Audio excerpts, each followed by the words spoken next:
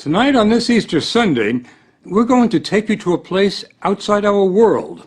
It's not Mars or Venus, but it might as well be. It's a remote peninsula in northern Greece that millions believe to be the most sacred spot on Earth. It's called Mount Athos, and prayers have been offered here every day with no interruption for more than 1,000 years. It was set aside by ancient emperors to be the spiritual capital of Orthodox Christianity, and has probably changed less over the centuries than any other inhabited place on the planet.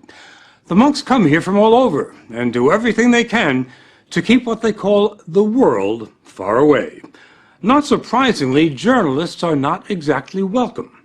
For more than 2 years now, we've been corresponding, negotiating, and frankly pleading for an invitation, but ran into one monastic wall after another. Then, much to our surprise and delight, a few months ago, the monks said, "Okay, come see who we are." The story will continue in a moment.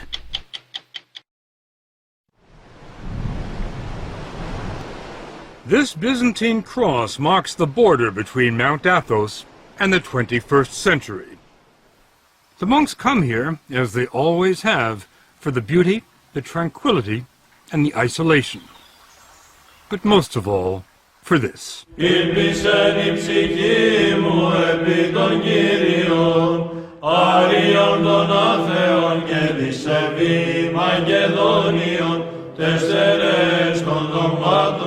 Father Iakovos is one of the few Americans on the mountain.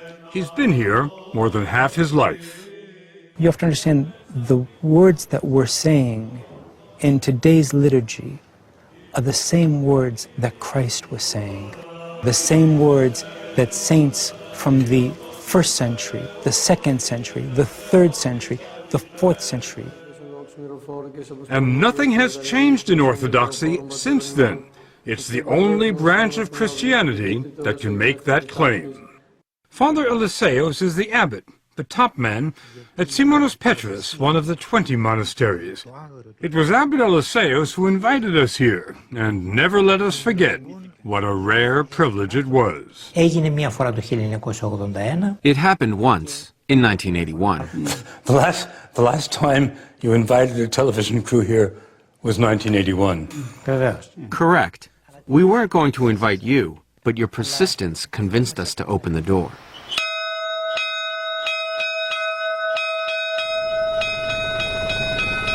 The door he opened revealed the wonder that is Simonos Petros, which fits like a crown on top of a rock 800 feet above the Aegean.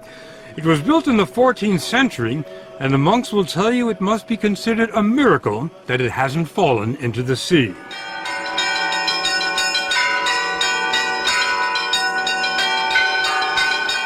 There are 20 monasteries on Mount Athos. Some look like medieval fortresses. Others are so large they resemble small cities. They rise from virgin forests and line the coast, shrouded in mist. There's nothing on this 130-square-mile peninsula other than monasteries and monks. Nothing. We expected Mount Athos to be a quiet place, but we couldn't have imagined how quiet until we were dropped off here. The silence is only broken by the occasional tapping on a chiseled piece of chestnut. It's a call to prayer, and it started being used here before there were bells. The monks here have one goal, and that is how to get closer to God. Father Serapion wanted us to understand that there is no place on earth closer to heaven than Mount Athos. Every day, 1,000 divine liturgies are celebrated on the peninsula. It's unique in the world and in the Orthodox Church. Exactly what makes it unique? It's the absolute way of life of the monks. It's a Spartan way of life, but all the monks we talked to said they never want to leave, not even for a day. So they try to be self-sufficient. They grow their own fruits and vegetables, do their own tailoring, and when they get sick, there's an in-monastery doctor, Father Emeleos, who's not very busy because the monks are in excellent shape. There's remarkably little cancer, virtually no heart disease or Alzheimer's.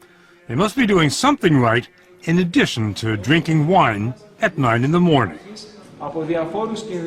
They eat 2 meals a day. There's what they call the first meal, which lasts 10 minutes, and the second meal, which lasts 10 minutes. There's no meat and no dinner table conversation. The only sound, a monk reading from sacred texts. We were surprised by how busy the monks are. When they're not praying, they're working. Father Theodosius, born a Lutheran in Germany, is a mechanical wizard who has given the monastery continuous electricity and occasional hot water. Many Christians in the world, they are looking for the original church, for the ancient church. Do you think this is the closest to the original church? Yes. When you come to Orthodoxy, you will see it has everything you ever sought for. Father Averkios takes care of the ancient footpaths here. He clears the trails. We went with him on what was for us an exhausting hike on the hills above the monastery. It wasn't tough for him, though. He says that after decades of roaming the world, this is his path. I've been to many places. Tell me where. From Switzerland, of course, from Sweden, Finland, Spain, Portugal, Singapore, Australia, and Texas. Texas. How did you like Texas?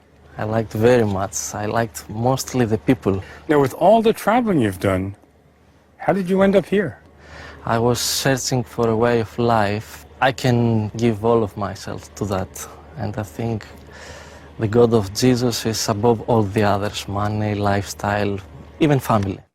The family at Simonas Petras consists of 54 monks from 8 countries.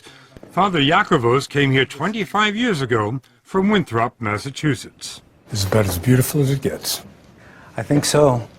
He took us on a tour of the monastery. It'd be tough enough to build a monastery on top of a rock today, but how did they do it in the 13th century? You know, that's something which even modern-day architects are amazed at. When the workers came and saw the site where St. Simon, the founder of our monastery, wanted to build, they looked at him and they said, "You're crazy." "Are you crazy?" Of course. So being crazy was not a bad thing? No, not at all. Now, back then, how did you get stuff up here? We have mules. It takes 15 minutes to walk through the monastery into the sunlight. Enough time to find out that Father Yakovos' journey to Mount Athos started at the age of 6, when his father showed him a picture. It was just so impressive, and I turned around and I said to him, "Dad, you know, I don't think that I'm going to be able to believe that somebody lives in that building until I step on those balconies myself." Destiny. It is a little bit, too. From the age of 6. Yes. Father Yakovos doesn't follow what's going on in Winthrop or anywhere else today. There are no newspapers, no radio, no television on Mount Athos. There are a few telephones, and Father Yakovos got a call last year. His father was dying. Prior to his death, he was asking if I would go so I could see him one last time. Reasonable request. From a father, I think so. My response was negative, though. You didn't go? I didn't go. I didn't go because of the fact that monastics do not go to funerals of their relatives or their friends. They remain here at the monastery. When your father asked you to come see him one last time, and you said no, was there any feeling of I'm letting my father down? Not at all. I know that we're going to see each other in paradise one day. The whole idea at Mount Athos is not only to isolate oneself from the outside world, but to let go of all memories of one's past life. The purpose of your being here, as I understand it, is prayer without distraction. I'm not being distracted now. Why are you laughing? First tell me why you're laughing. Why am I laughing? Because St. Paul says we're to pray unceasingly. What's funny about that? That's not what's funny about it. What's funny is how you think I can stop praying. You're praying Every minute of the day. Even right now when we're talking. Really? Of course. You don't see Father Yakovos praying while he's talking, but look at these other monks. Their lips never stop moving, not for a second. They just keep reciting the Jesus prayer day and night. Lord Jesus, have mercy on me. It becomes like breathing. Some monks say they can pray when they sleep, and they get no more than 3 hours sleep a night.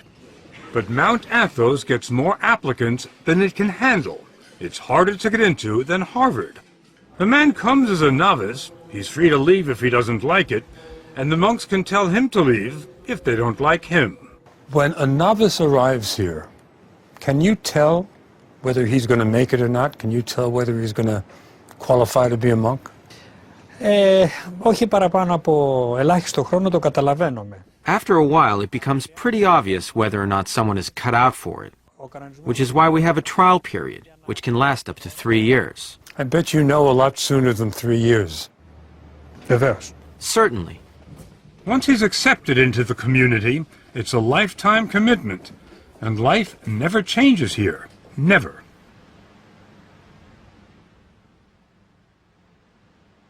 Every day at 3 in the morning, a single bell rings, informing the brothers that it's time to stop praying on their own and start praying in church. On a typical day, and every day is a typical day, the services last 8 hours. The monks say it's an 8-hour conversation with God, a dress rehearsal for eternity. And remember, this doesn't only happen on Sundays, it happens every day, 365 days a year. A monk never gets a day off. This is the Divine Liturgy, the life of Christ celebrated by men whose only passion is to move closer to Christ every day. The depth of their devotion defies description. They didn't look like the same monks we had met in the gardens and the workshops. They were utterly transformed, with a concentration so profound they were immune from distraction. There were occasional flashes of ecstasy. This old monk could have risen out of a Rembrandt. Βούλομεουν προσεύχεστε τους άνδρας εν παντή τόπο.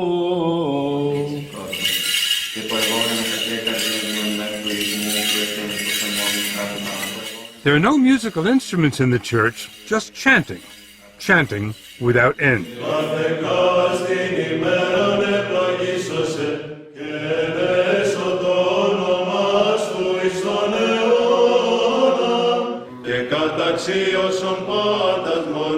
Many of the voices, the basses in particular, could have made it at the Met.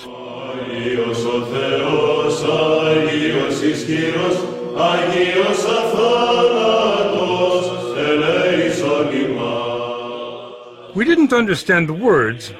We didn't really have to. This phrase we knew.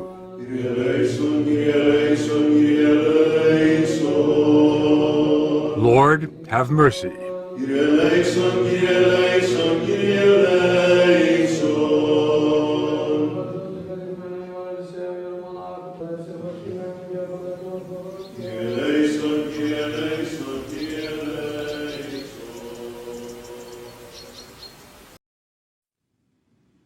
The most miraculous thing about Mount Athos may simply be the fact that it's still there.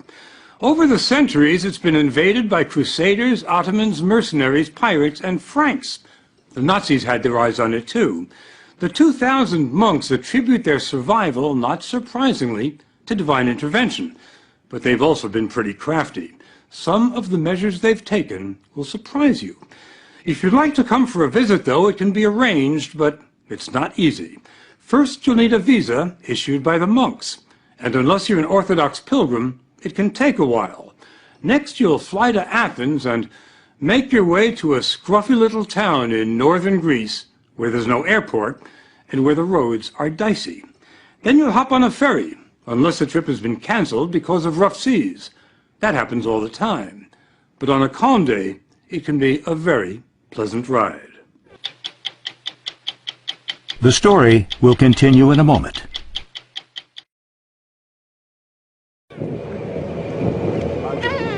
The monks will tell you it takes years of prayer and soul-searching before they're ready to leave the world for Mount Athos. For the likes of us, though, it takes little more than an hour. It was the beginning of Lent when we took these pictures, and the ferry was packed with pilgrims from all over the Orthodox Christian world. Greeks, Bulgarians, Serbs, Romanians, Russians. It wasn't long before the first monasteries came into view, and we thought we were sailing to Byzantium, to a fantasy land of castles and palaces.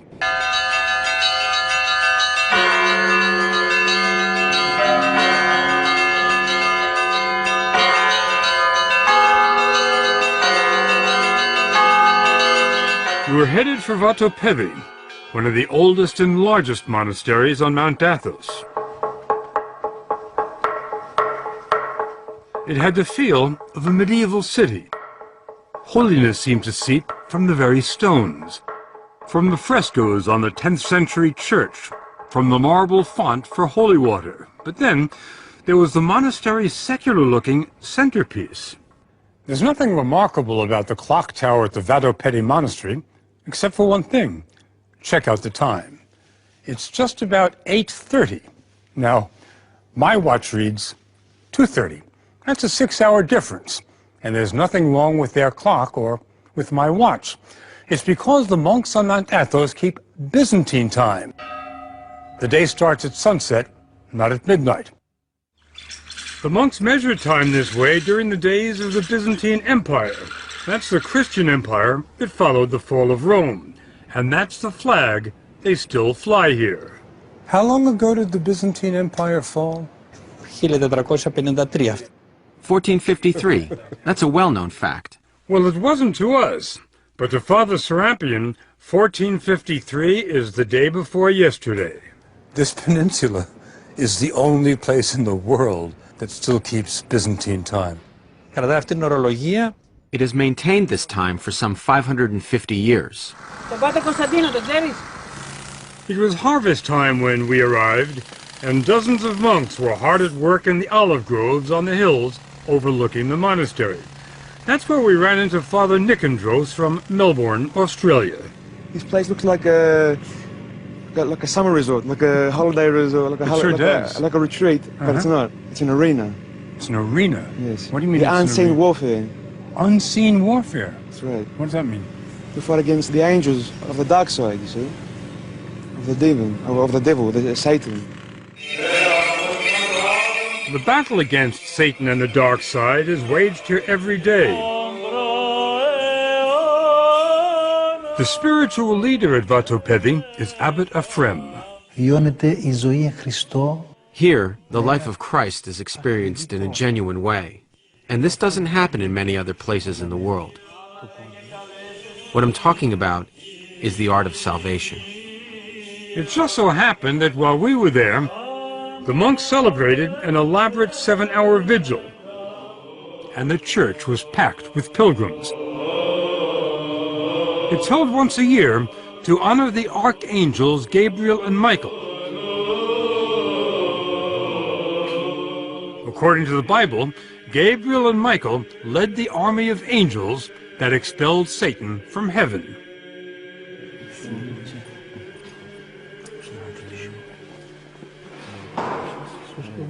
The church's relics are brought out every day, and pilgrims ask for the blessing of the saints. The most sacred relic on the entire peninsula is in this case, fabric said to be part of a garment worn by the Virgin Mary. The irony is that while the Mother of God is revered here, no other woman is permitted to even set foot on Mount Athos. It's been like that for 1,000 years. The reason, according to Orthodox doctrine, is that Christ gave the peninsula to his mother, and all other women have been excluded so as to fully honor the Virgin Mary. It's also been said that in the days before the ban, when women did come here, the monks became distracted and couldn't devote themselves entirely to prayer. They say it's been a lot easier since the last lady left. Keeping women out certainly wasn't much of a problem 300-400 years ago. Do you feel that's becoming problematic today? I don't think so, because the monastery itself and all the land around it is our property. And if we don't want women coming onto our property, we have every right to do that.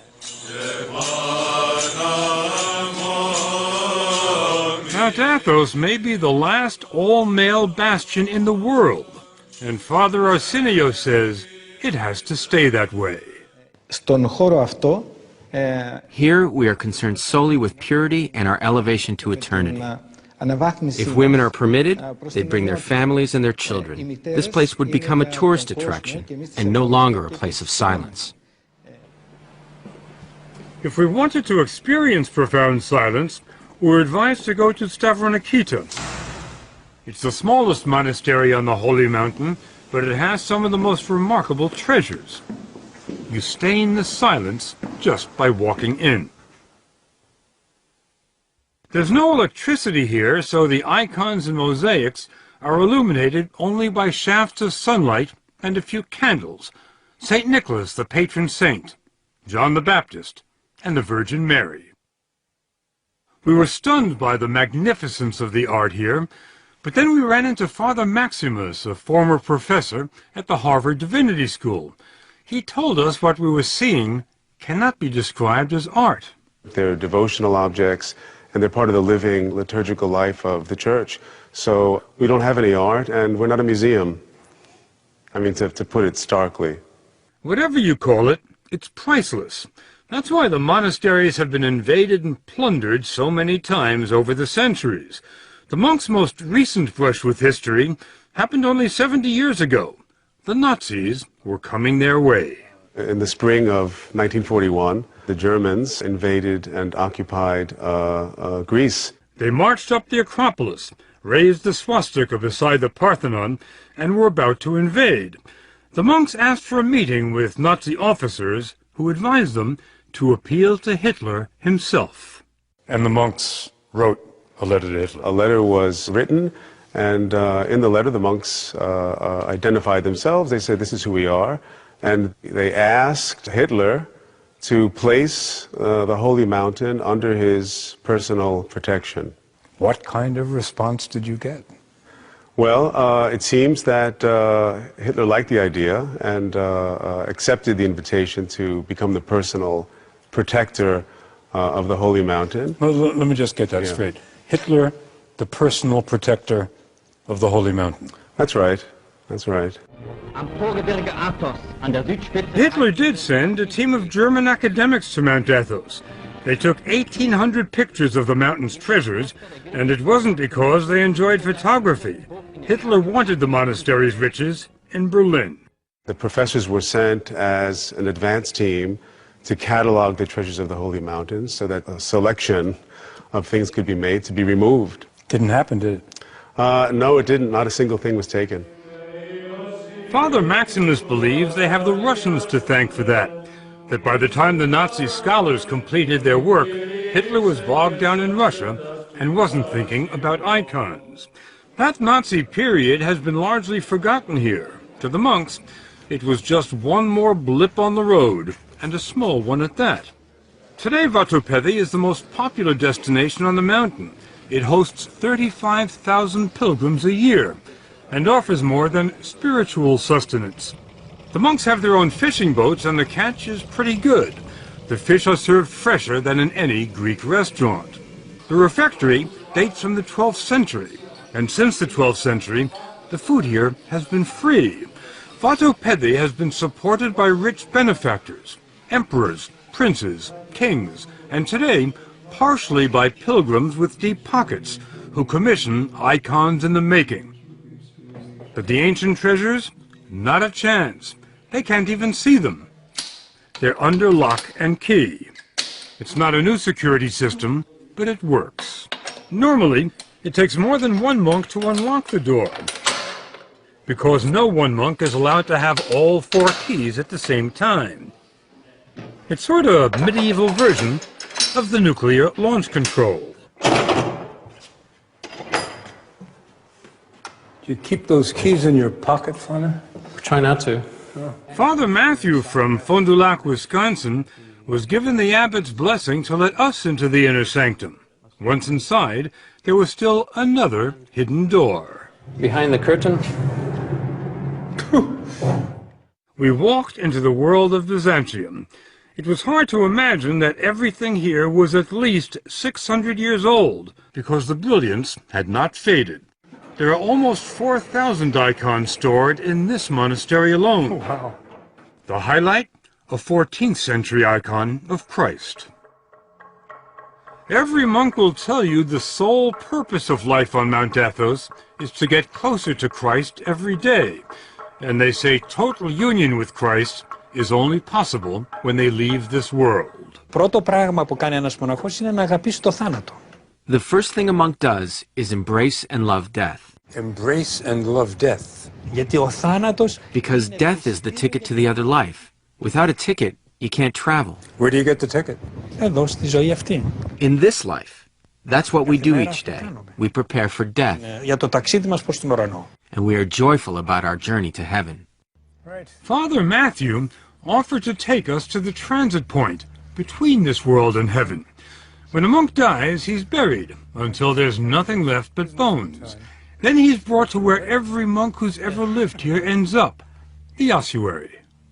Any idea how many skulls there are here? thousands. I'm not sure how many thousands. Any idea how far they go back?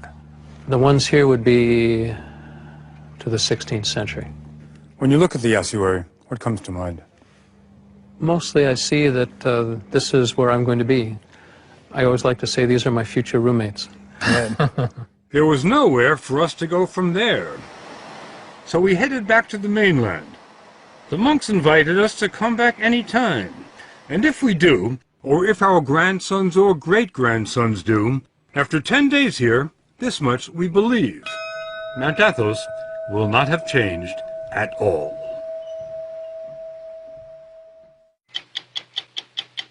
Go to 60minutesovertime.com to see the challenges of scaling and shooting a story on Mount Athos.